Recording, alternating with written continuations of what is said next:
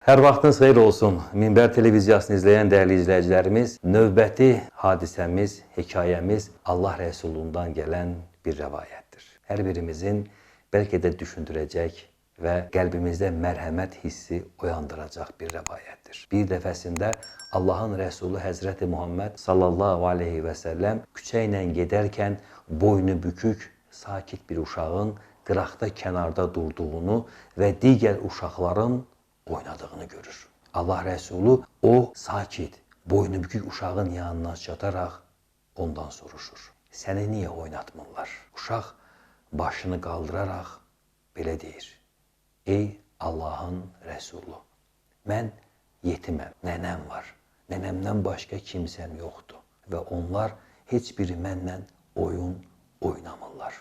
Allah Rəsulu uşağa baxaraq bu cavabı verir. Mənim Peyğəmbər olduğumu hardan anladın? Ey Allahın Rəsulu, ətrindən anladım, deyir. Və Allah Rəsulu onu bağrına basır, o yetim balanı və deyir ki, istəyərsənmi ki, sənin qardaşın Həsən və Hüseyin olsun, mən də sənin baban olum. Uşaq gülümsəyərək, kim istəməz ki, deyir bunu, ey Allahın Rəsulu. Və Peyğəmbərimiz aleyhisselam o körpə uşağın əlindən tutaraq oyun oynayan uşaqların yanından gedirlər. Oyun oynayan uşaqlar bir anlıq dayanır və həsədlə o uşağa baxırlar. Bu sözü deyirlər. Kaş ki, biz də yetim olardıq. Bizim də babamız Həzrəti Muhammed olardı deyirlər.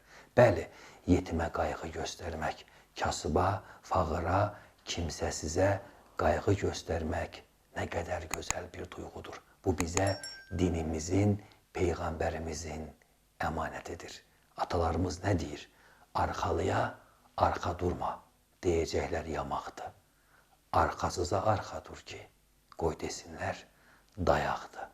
Əziz insanlar, gəlin bu həyatda dayaq olmağa çalışaq.